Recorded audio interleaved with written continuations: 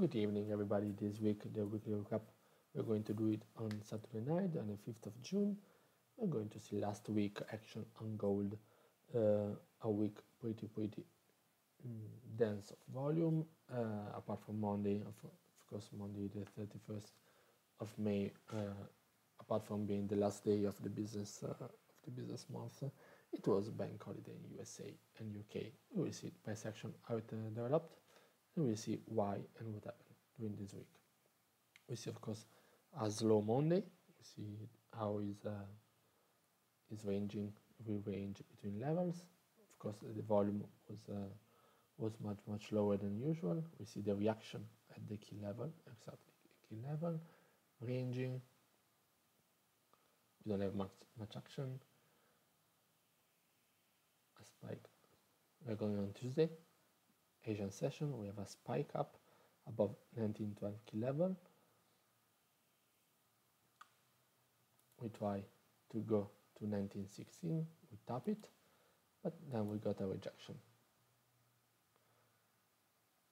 During London session, we go into New York session. We have this big spike down around 4 p.m. Central European time. What happened? We got good data for the USA.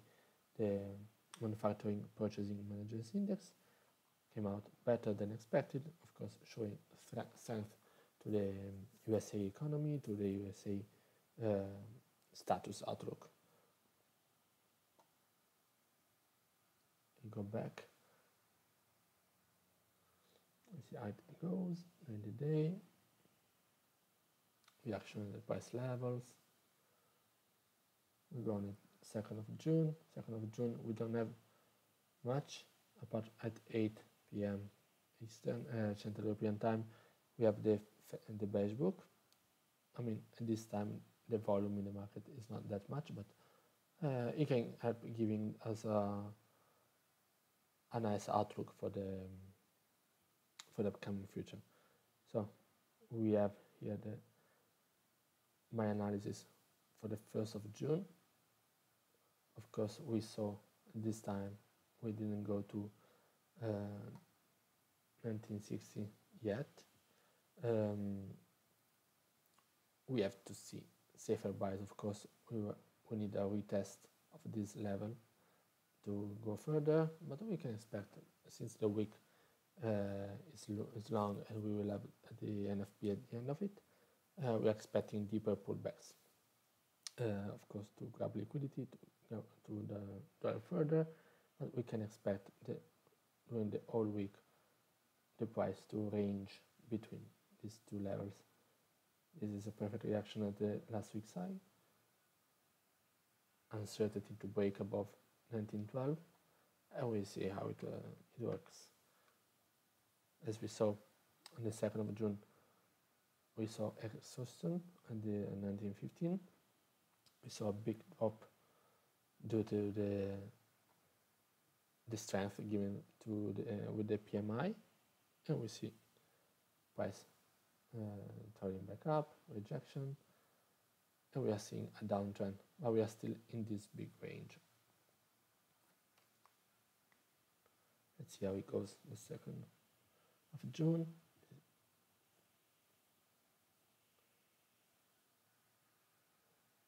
Spike. Price is ranging. Of course, it's a big range.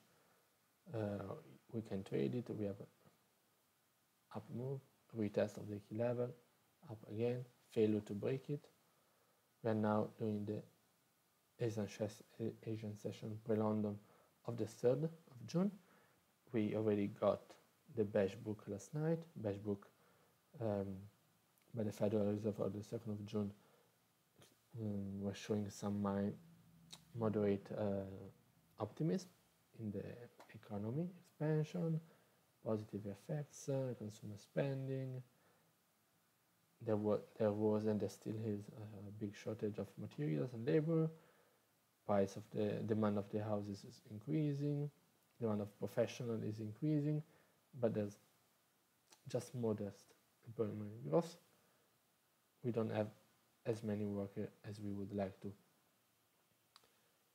On the 3rd, we see the rejection at this 1910 not key level, but big higher price sensitivity area, and a downtrend starting. We are here. This was the analysis after the 2nd of June. It was ranging, reacted perfectly on the higher time frame bullish trend line and went up again. On the 3rd, we were looking for this reaction. We are expecting price to range until we get the employment. It's Thursday, 3rd of June. We are going to have the ADP employment change, the PMI of the services, initial jobless claims. So it's a pretty good week, a pretty good day ahead. We have to be smart about it. We see here. Now is London session. We're coming towards. We have this range during the old London session and pre-London, and the data was out at 2 p.m. Boom. Traveling back to 260 pips with a minor rejection. As you can see,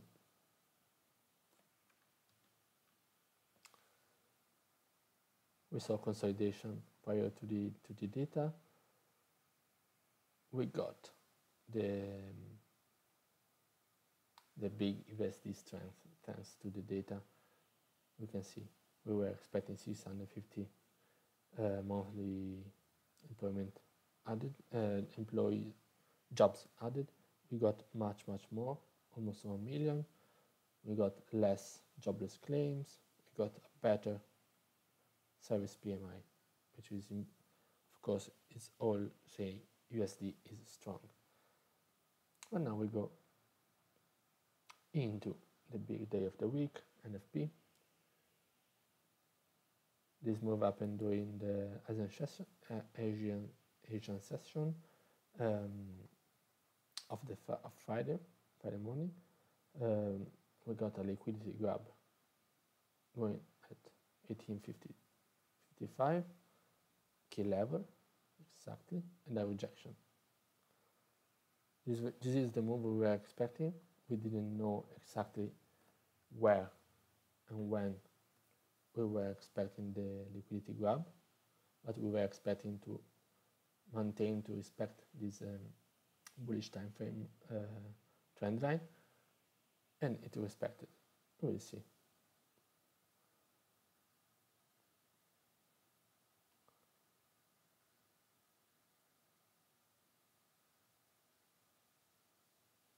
So we are Friday morning.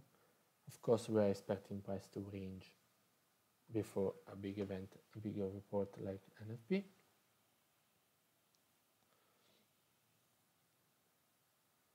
NFP. Here we see they were expecting good data. We got less than expected. We got a slightly better unemployment rate, but this move was anticipated because we were not ready yet to break the bullish structure of gold. You see, perfect correction, symmetrical correction of the move of the day before, of the employment. And that's it for this week. As you can see, NFP was an expected data in employment, putting the brakes on Fed monetary policy changes. Fed talks said that they measure the changes in the policies won't happen anytime soon, also due to the fact that the employment is not as good as expected. Let's go now to my good trade. This week I took only 7 trades. One was the other. but we are reviewing it to understand it, to get better at it. Okie dokie. Bearish trend. This is the 1st of June. Bearish trend. Rejection at the key level. Price is moving down. We are breaking below 1902 key level. Enter sell. Took like 20 pips of profit. I see a double bottom. I enter early. I give me only 10 pips of stop loss and I get stopped out. Price taps the key level 1897 and goes almost 50 pips up. This is the move that I wanted, but I only gave 10 pips.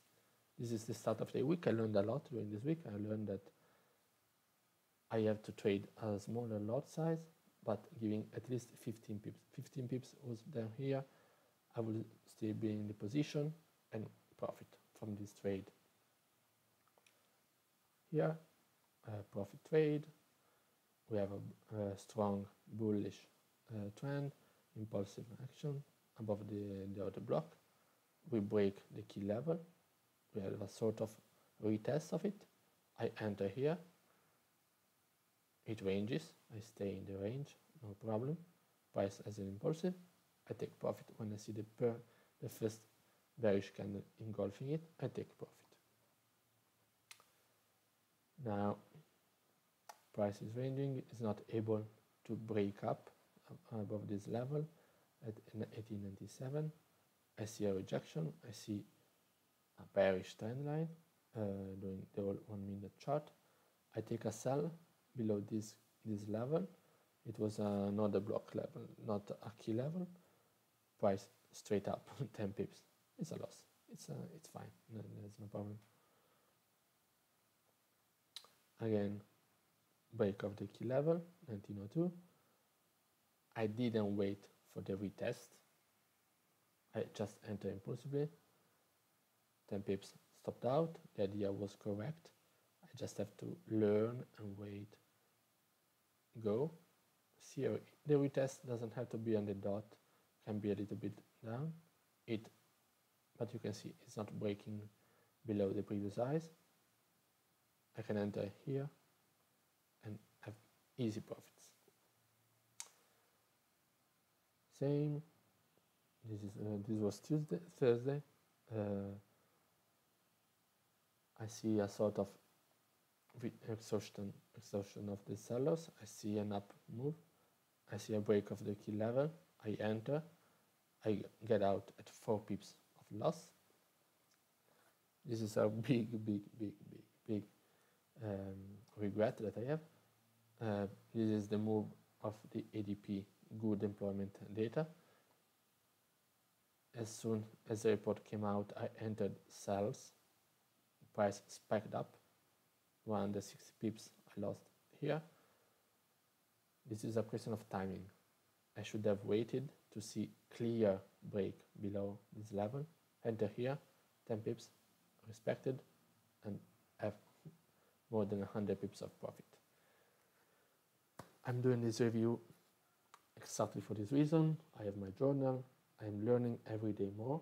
I learned that I have to wait, to be patient, not just through all the sessions, but when there's a report, I have to be, there's no maybe immediate move like it happened on the NFP, but I have to see the chart. Not I have to believe that it will go down. I will have to see the strength on the chart and then enter. I also learned that I have to give more. Maybe trade 2 cents lots instead of 5. Give 15 pips. Each candle of gold can be 10 pips easily.